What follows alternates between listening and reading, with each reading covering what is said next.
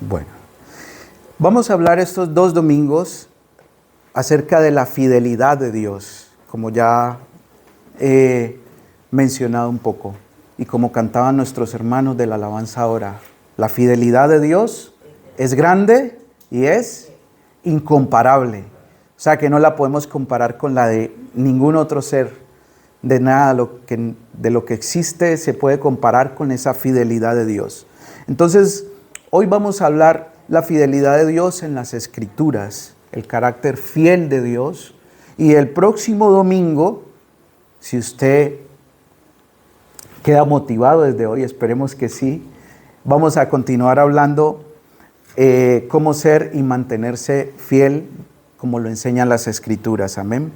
Entonces, cuando nosotros entendemos que hemos arrancado un nuevo año, vamos transitando en él, vamos avanzando en él, y la fidelidad de Dios sigue allí, no nos ha abandonado, no nos ha dejado, nosotros podemos estar confiados, podemos estar tranquilos, pero sin embargo, si nosotros vemos las noticias de estos primeros 20, ya casi días del mes, vemos que las cosas a nivel global no mejoran, ¿no?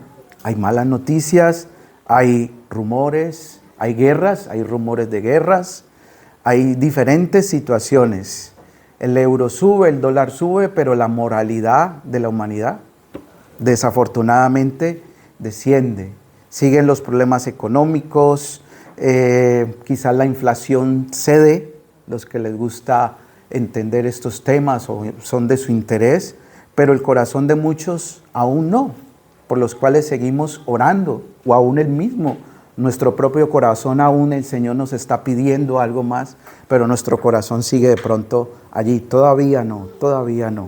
Entonces, la fidelidad de Dios, como leíamos ahí en 2 Timoteo, aunque seamos infieles, Él permanece. Ahora vamos a entrar más allí, qué pasa. Pero las circunstancias siguen. También es una realidad que si nosotros no nos sacudimos en estos tiempos y tomamos con mayor temor y conciencia nuestra fe, vamos a estar en un peligro inminente de ser enfriados por el sistema de este mundo. Primera de Juan 2:16, no tiene que buscarlo, pero si usted está tomando nota y para que quede en el vídeo, vamos a leerlo. Dice, pues el mundo solo ofrece un intenso deseo por el placer físico, un deseo insaciable por todo lo que vemos y el orgullo de nuestros logros y posesiones. Nada de esto proviene del Padre, sino que viene del mundo. Eso dice Primera de Juan 2:16. ¿Se identifica usted con alguna de estas características del mundo? Yo sí, porque a veces sentimos un intenso deseo por el placer físico, un deseo insaciable por todo lo que vemos, y más estos días, ¿no? Todo al 50%, al 30%, al 20%, todo con avisos y publicidad color rojo que nos llama la atención. Y el orgullo de nuestros logros y posesiones. Nada de eso, dice la palabra en Juan, proviene del Padre, sino que viene de este mundo. Es el sistema de este mundo. Entonces, todo esto, si nosotros vemos, si nosotros más bien nos descuidamos, va a tomar control, va a tomar ventaja, nos va a arrinconar y nos va a hacer estar más de este lado de los deseos de este mundo que del Padre. Juan hace una aclaración, nada de esto proviene del Padre. Y no dice nada, esto proviene de Dios, nada de esto, dice la palabra explícita allí, Padre. ¿Y qué viene del Padre? Pues si nosotros leemos Mateo 6:9, aquí Jesús magistralmente enseña lo que está dispuesto a darnos el Padre y cómo pedirlo, ¿no? Padre nuestro que estás en los cielos, santificado sea tu nombre, una oración que aprendimos desde niños. Venga a nosotros tu reino y hágase tu voluntad como es en el cielo, en la tierra, el pan nuestro de cada día dánoslo hoy, y perdona nuestras ofensas como nosotros, nos recuerda, ¿no? Debemos perdonar. Debemos perdonar. Entonces, esto es lo que viene el Padre, esto es lo que está dispuesto a darnos el Padre. Luego, si vamos al versículo 33 de Mateo 6, nos dice claramente, buscad primeramente el reino de Dios y las demás cosas. No dice al contrario, ¿no? Buscad las demás cosas y luego el reino será añadido, ¿no? Sino que buscad primero. Y debe ser un año en que nuestro corazón deba palpitar más por ese reino, por ese rey de ese reino, por ese Padre que tiene para ofrecernos mayores cosas. Amén. La fidelidad. El sentido de la fidelidad en las escrituras nace del mismo carácter de Dios. Él es fiel y Él lo ha dicho. Él es fiel y Él lo ha prometido. Él es fiel y se ha mostrado fiel. Ahora, si decimos qué es una persona o qué es el concepto de fidelidad, pues sabemos que es alguien constante, alguien que no cambia, alguien que se mantiene en su palabra, alguien que es íntegro, alguien que no tiene, como dice por allá un texto bíblico, sombra de mudanza ni de variación. Ahora, pensemos lo contrario. ¿Qué sería alguien infiel? ¿Qué sería la palabra infidelidad? Que cambia. Que ha dicho algo, pero luego dice otra cosa. Que ha prometido algo, pero luego incumple su promesa. Y el Señor siempre está buscando hombres y mujeres fieles para que su conocimiento y el conocimiento de Él se transmita. La Biblia es un libro, y lo estamos estudiando los domingos en la mañana en las clases, donde se habla de fidelidad o más bien de generaciones. Y una generación fue fiel y otra no lo fue, y un hombre fue fiel y otro no lo fue. Pero el Señor siempre está mostrando generaciones. Y esto es una palabra que me gusta mucho, que he venido aprendiendo y estudiando de muchos años atrás, el concepto de generaciones. En la Biblia hay muchas generaciones. Ahora hay un concepto de generaciones que puede ser de 40 años. ¿Recuerdan cuando Israel salió de Egipto, iba hacia el desierto? ¿Y qué pasó esos 40 años? ¿Dieron vueltas? Pero el Señor ya había dicho, esta generación no entrará. Entró una nueva generación joven. ¿Qué le pasó a esa generación anterior? No fue fiel a lo que Dios había hablado, a lo que Dios había prometido. Pero también por allá en el Salmo 90 nos habla del concepto de generaciones, que unos llegan hasta los 70 y los más robustos hasta los 80. Y hay otras referencias que nos hablan también de una generación alrededor de 100 años. Pero se cuentan muchas generaciones. En la profecía bíblica de Daniel habla de generaciones. Mateo 1, que es el evangelio por excelencia que habla de la adoración, nos habla acerca también de las generaciones de Cristo, ¿cierto? La ascendencia desde Cristo a las generaciones, ¿no? Y nos habla cuántas generaciones y quién fue el padre, quién fue el abuelo, quién fue el bisabuelo. Porque Dios siempre ha buscado una generación que le adore, una generación que sea fiel en transmitir el concepto de Dios. Anoche nos tomamos un café con Johnny y hablábamos acerca de lo importante de transmitir, que la casa, nuestro hogar es nuestra primera iglesia y allí es donde debemos transmitir el conocimiento de Dios. Y eso es lo que el Señor transmitió en el libro de Deuteronomio. Decía, mis leyes escríbalas en la entrada, en la salida, en todo lugar, para que esos hijos que vienen, en esa generación que viene, pueda conocer. Y han sido celosos en guardar la ley de Dios, el conocimiento de Dios, de generación a generación.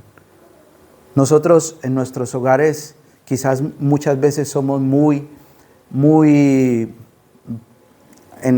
decirlo de una manera, somos muy tranquilos en ello. No enfatizamos que la palabra sea abierta, que el conocimiento de Dios esté en el hogar, que la información que se mueve en el hogar sea una oportunidad donde la palabra de Dios se transmita y que la próxima generación, porque algún día, mis hermanos, nosotros los adultos y los que son más adultos no estaremos.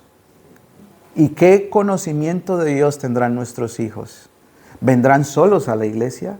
¿Servirán al Señor cuando nosotros no estemos? Si el Señor decide tomarnos a los varones de la casa, ¿vendrán nuestras esposas con nuestros hijos a congregarse? ¿O viceversa? Si muere mamá, si ocurre algo a mamá, a la mamá de la casa, ¿vendrán nuestros hijos solos a congregarse? Ya no tendremos que decirle, levántese, madrugue, vamos a la iglesia. Vendrán ellos por su propia voluntad a buscar al Señor. Pero todo eso se construye en conceptos de fidelidad al Señor de generación a generación. Vamos a Malaquías capítulo 3, versículo 6.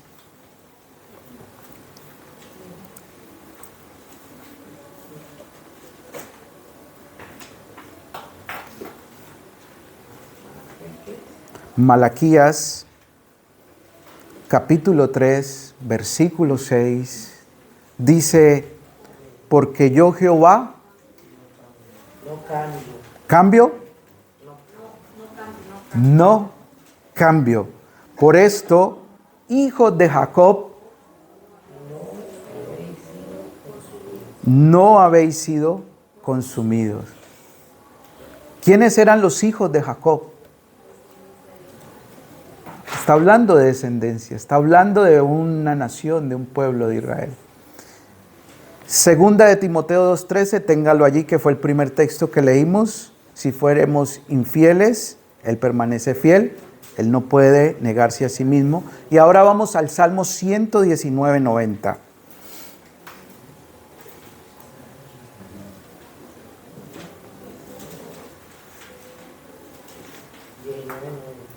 $119.90. Dice la palabra, de generación en generación es tu fidelidad. Tú afirmaste la tierra y subsiste. Si ya lo tiene, léalo nuevamente. De generación en generación es. Tú afirmaste la tierra y subsiste. El escritor del Salmo apela a ese hecho creacionista de Dios, que lo mencionábamos esta mañana. Creemos en la palabra de Dios o creemos en un concepto naturalista, evolucionista, o creemos lo que dice la palabra de Dios de la creación y todo lo que nos enseñan las Escrituras. Y él apela al hecho atribuido de Dios de que Él ha creado la tierra, que ha estado de generación en generación, y que esa tierra que Él creó la afirmó y por lo tanto se mantiene. Apela el escritor de esta palabra, de este salmo. Nosotros este año estaremos tentados, si ya no lo hemos estado, o expuestos a ser infieles a Dios, a su palabra, a adorarle a Él como el único Dios verdadero y salvador de nuestras vidas. Y entiéndase la adoración como el proscuneo. Proscuneo es la palabra que usa en muchas ocasiones, creo que alrededor de 16 veces, el Evangelio de Mateo para hablar de adoración. Ese de los 4 evangelios es el evangelio por excelencia que nos habla del concepto de adoración. Ustedes van a encontrar muchas, y se encontraron al Señor y lo adoraron. Y llegaron los reyes y llegaron los reyes de Oriente y lo adoraron. Ustedes van a encontrar la palabra proscuneo, que es adoración, muchas veces en el Evangelio de Mateo. Y esa palabra tiene que ver con cuando usted llega a su casa, los que tienen mascota, usted extiende la mano y esa mascota lame su mano. Eso tiene que ver la palabra proscuneo. Ahora, uno no pensaría, no, es que él lo hace porque es un animal y es... Él lo hace porque es la forma de sentir a su amo y de decirle, te quiero, te aprecio. La palabra proscuneo es eso en el lenguaje original. La mascota que va y lame la mano de su amo, pero por amor, por respeto, por cariño. Pero sabe que es su amo, sabe que es su dueño. Él no lo va a hacer igual que con cualquier otra persona. Y esto tiene que ver la palabra adoración. Cuando nosotros nos encontramos con el Señor y sabemos que Él es nuestro Señor, que nos ama, que nos cuida, que es fiel, que se mantiene fiel en lo que nos ha prometido, y nosotros en amor nos rendimos a Él. Esto tiene que ver. Así que nosotros vamos a ser tentados a adorar otras cosas. En el corazón del hombre se fabrican cantidades de dioses. Y vamos a ser tentados a adorar lo que no es. Jesús se encuentra en Juan capítulo 4, versículo 23 con la mujer samaritana. Y tienen un diálogo acerca de la adoración. Y Jesús le dice, es que la adoración viene de los judíos. Y ahora ustedes, y llegará la hora, y llegará el momento en que ustedes no adorarán solamente donde lo venían haciendo, sino que los verdaderos adoradores adorarán al Padre. Amén. Están muy juiciosos hoy con el conocimiento bíblico. De esto se trata. De esto se trata. Pero nuestra adoración también puede ser tentada a dioses falsos, a cosas, a personas. Y tenemos que mantenernos fieles en adorar a nuestro Señor. Podemos ser tentados a apartarnos, podemos ser tentados a apartarnos de la verdad. Por eso debemos tener una comunión y un estudio constante de las Escrituras. Porque ¿saben el engaño cómo empieza? Una verdad con un poquito de mentira, ¿cierto? No, cuando podemos ver de frente la mentira, pues sabemos de entrada que es mentira, que hay engaño, que hay error en esa doctrina, en esa enseñanza. Pero cuando eso va como un poquito mezclado, verdad y engaño, ahí ya nos va a costar, ¿cierto? Y estas son las situaciones que se pueden presentar si no somos fieles a mantenernos en las Escrituras y preguntarle al Señor, aunque no entiendo esto, voy a estudiar y voy a estudiar y voy a preguntar y voy a ir donde mi pastor y le voy a preguntar y voy a ir donde el hermano que nos da el estudio bíblico y le voy a preguntar y voy a volver a leer y voy a volver. Hay textos bíblicos que nos cuestan, pero tenemos que volver otra vez y preguntarle al Señor qué es lo que tú querías decir aquí. Pero no podemos llegar y consumirnos un engaño y quedarnos engañados. Tenemos que aprender a discernir, tenemos que aprender a escudriñar las Escrituras para que no seamos engañados o arrastrados con doctrinas falsas. Pero podemos ser tentados un nuevo año que comenzamos a estas cosas. Por eso la palabra siempre nos dice que mantengamos alerta. ¿Qué dice la palabra de Dios? ¿Qué dicen las Escrituras? En nuestros hogares hay muchos debates, ¿no? O en tu lugar de trabajo, o cuando estamos con los compañeros de estudio, o en la calle, o en la misma televisión, o en el mismo internet. Hay muchos debates y todos vamos a ser expuestos este nuevo año a estos debates. Pero siempre es importante recordar lo que ocurrió en Lucas 4, ¿recuerdan? Cuando el Señor es llevado al desierto, aparece Satanás y le dice, te daré esto si haces esto. Te ofrezco esto. ¿Y qué le dijo el Señor? Escrito está. Hace unos días con la familia estábamos hablando acerca de un tema después de la comida. Esta semana, sí, me acuerdo. Y habían posiciones acerca de la justicia, acerca del perdón, acerca de la restitución, acerca de los asuntos del juicio a una persona que ha cometido una falta grave. Y debatíamos y cada uno tiene su punto de vista, es muy válido. Pero llegamos a una conclusión allí en la mesa después de comer como familia. ¿Qué dice la palabra de Dios? ¿Perdonamos o no perdonamos? ¿Hacemos justicia por mano propia o confiamos que el Señor hará justicia con el agresor? ¿Qué debemos hacer? ¿Ojo por ojo, diente por diente? ¿Pagamos de la misma manera o la justicia es del Señor? Entonces, la conclusión fue ese día, ¿qué dice la palabra? Y creo que allí pudimos sacar una buena conclusión y terminar el debate.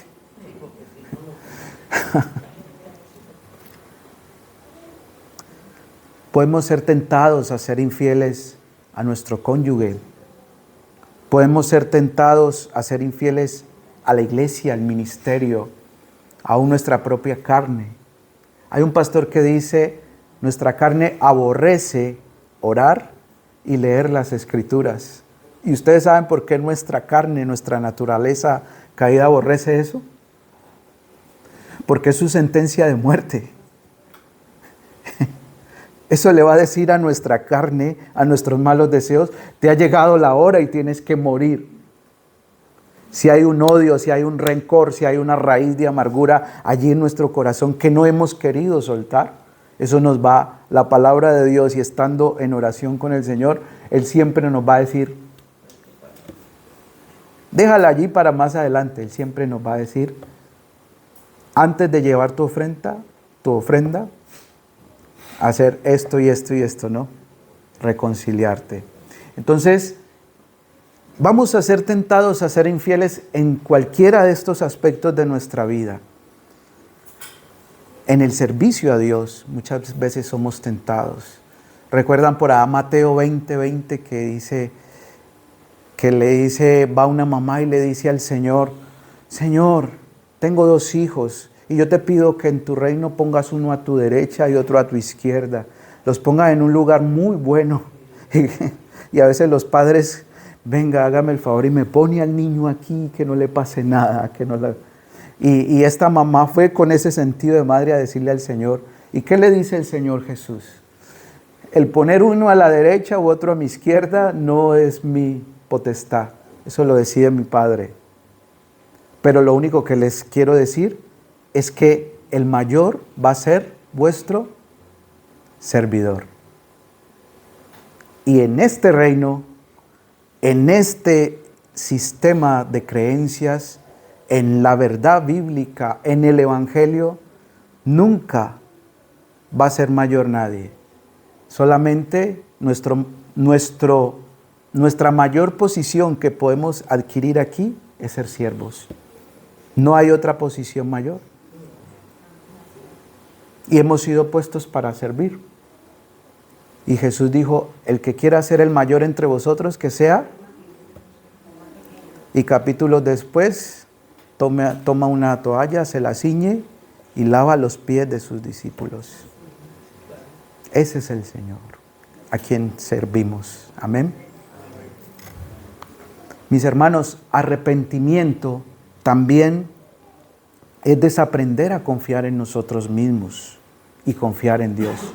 Nosotros a veces creemos que arrepentimiento solamente es contrición, llorar, sentirse adolorido por una falta, un pecado que hemos cometido delante de Dios. No. Arrepentimiento también significa desaprender de confiar en mí mismo todo el tiempo que yo he tratado de confiar en mí y hacer las cosas a mi parecer, en mis fuerzas, en mis motivaciones, y no hacerlas a la manera del Señor, con la intención correcta, con la motivación adecuada. Eso también es arrepentimiento. Cuando nosotros venimos delante del Señor y digo, Señor, siempre he confiado en mí mismo, ahora es hora de confiar en ti. Y si tú me estás diciendo que avance, avanzo. Y si tú me estás diciendo que si tú me estás diciendo que debo ajustar esto, cambiar esto en mi vida, voy a hacerlo. Señor, sé que vendrán consecuencias, sé que vendrán ataques de las tinieblas en la medida que yo me consagre, me entregue más a ti, pero tú me has pedido que sea fiel y cuando yo me pongo de acuerdo contigo en serte fiel, tú permaneces fiel. Amén. ¿Cómo aprendemos a ser fieles? No podemos confiar en una persona que no conocemos, ¿verdad? Si yo le digo a José, préstame tu billetera, préstame tu cartera, o a cualquiera de ustedes me van a decir, no, yo no te conozco, ¿y qué vas a hacer con ella? Ahí están mis documentos, ahí está mi tarjeta del banco, ahí está mi dinero. No es tan fácil como yo decirle a él, préstamela, tranquilo que la mía está más pelada que la tuya. No podemos confiar en alguien que no conocemos. Y asimismo, no confiaremos nuestra vida, muchas veces no confiamos, no damos el paso de confiar nuestra vida al Señor porque hemos fallado en el proceso de conocerlo. No porque Él no se haya dado a conocer a nosotros. Porque recuerden que Hebreos 4:12 dice, toda la Escritura es inspirada por Dios. Y todo el conocimiento de Dios está allí en las Escrituras. Sino porque muchas veces hemos fallado en ir y buscar la fuente. Hemos fallado en ir y hacer el ejercicio de conocer más al Dios que nos está diciendo, confía en mí que yo soy fiel. Sin embargo, hay testimonios. Esta mañana que veníamos caminando veíamos el sol y yo reflexionaba como tan cotidiano y como tan normal. Pero Dios tan justo que hace salir el sol sobre los que se portaron bien ayer y los que se portaron mal también, hoy les has hecho salir el sol. Si estuviera lloviendo, la palabra dice que Él hace llover también sobre. Entonces, digo, Dios tan fiel. No importa lo que haya ocurrido ayer, aún cada día, como dice aquí, que de generación a generación ha mostrado su fidelidad. El salmo que leíamos, afirmaste la tierra y subsiste, el Señor permanece en su promesa, no cambia. Aunque nosotros muchas veces cambiamos. Entonces, no podemos confiar en alguien que no conocemos. No podemos confiar en alguien que no conocemos su carácter. Y muchas veces sentimos miedo, ¿no? Pero Señor, si yo hago esto, pero Padre mío, si yo hago esto. Y como que hay algo que nos pone a dudar. Pero necesitamos, número uno, conocer al Dios de las Escrituras. Necesitamos conocer al Dios de la palabra. Necesitamos analizar su obra en nuestras propias vidas. Dios no nos ha fallado. Dios lo ha prometido y nos ha sostenido. Ha dicho y ha sido hecho. Ha prometido y ha cumplido. Y algunos que tienen aún sus promesas por tardanza, como dice el apóstol Pedro, dice que el Señor tiene misericordia para que todos se arrepientan y vengan al conocimiento de Él. Entonces, mis hermanos, necesitamos acercarnos a la palabra que nos revela quién es Dios. Jesús dijo en Juan, escudriñad las Escrituras, porque a vosotros os parece que en ellas está la vida eterna y ellas son las que dan testimonio acerca de mí. Toda la Escritura testifica acerca de Él y no podemos apartarnos de allí, porque esto nos va a dar confianza, esto nos va a dar credibilidad. Si a ustedes les llegara diariamente una carta de otra persona, o su diario o una carta, una nota todos los días a su buzón, ustedes irían conociendo a esa persona, ¿no? Antes los novios se conocían a través de cartas, ¿no? Y se enviaban cartas, y si el varón se iba para la milicia, para el ejército, decimos en Colombia, entonces él enviaba cartas y la novia le llegaban las cartas y se conocían, y cuando ya él salía de la milicia y estaban un poco más adultos, tomaban la decisión de casarse, ¿no? ¿Es el caso de alguno aquí? ¿Algún matrimonio aquí? No. Pero a través de las cartas se expresaban su corazón, su pensamiento, sus motivaciones, su amor, su aprecio, su cariño. Y una vez, nosotros con mi esposa tenemos cartas guardadas de cuando éramos novios, que nos enviábamos. Con los corazones, con los colores, con los poemas, con las frases bonitas y todo esto. Y fue una de las maneras de conocernos antes de. El Señor todos los días tiene una palabra, tiene una carta de amor, de bondad que nos muestra. Además de su creación, como dice en Romanos 1, además de todo lo creado que testifica de Él, tiene una carta en su palabra que nos está mostrando quién es Él, por qué confiar en Él, por qué esperar en Él y por qué ser fiel a Él. Y allí es donde podemos conocerle para que podamos confiar más en Él. A ver, no nos hará un juicio el Señor, porque cuando comenzamos a caminar en la vida cristiana, nosotros teníamos ciertas reservas, ciertas dudas, ciertas situaciones. Pero al pasar el tiempo, el Señor sigue esperando que nosotros confiemos en Él y en sus promesas. No que nos quedemos allí, ¿será que si voy a la iglesia? ¿Será que si me consagro al Señor? ¿Será que este año seré más fiel a Dios? ¿Estaré más dispuesto para Él? Hombre, si lo hacemos, Él ha prometido que permanece fiel. Amén. Necesitamos aprender a seguir su voz. La palabra dice, yo soy el buen pastor y mis ovejas. ¿Cuánto entendemos lo que Dios habla en nuestras vidas? ¿Con cuánta facilidad lo entendemos? Cuando estudiamos la palabra de Dios, siempre va a surgir un patrón. Y es que Dios nunca cambia y que nunca miente. Y quiero que abramos la palabra en Números 23, 19, por favor. Y también pueden buscar 1 Samuel 15, 29. Y vamos a terminar con estos dos textos bíblicos que nos hablan acerca del carácter fiel del Señor. Números 23, 19 y primer libro de Samuel 15, 29.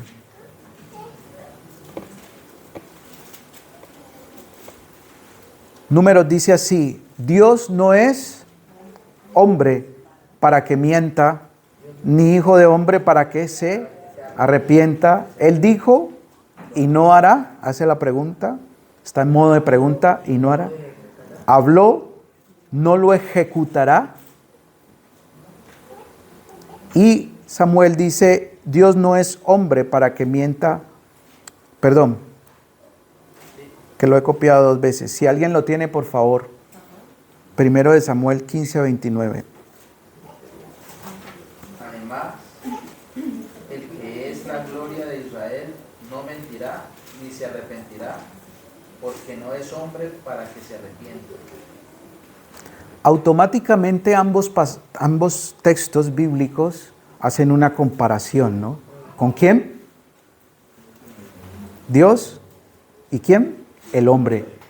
Hace una comparación, porque hay una tendencia en nosotros a olvidar, a decir algo y negarlo, mentirlo. Hay una tendencia a retractarnos, a echarnos para atrás, como es un decir, de lo que hemos dicho, de lo que nos hemos comprometido.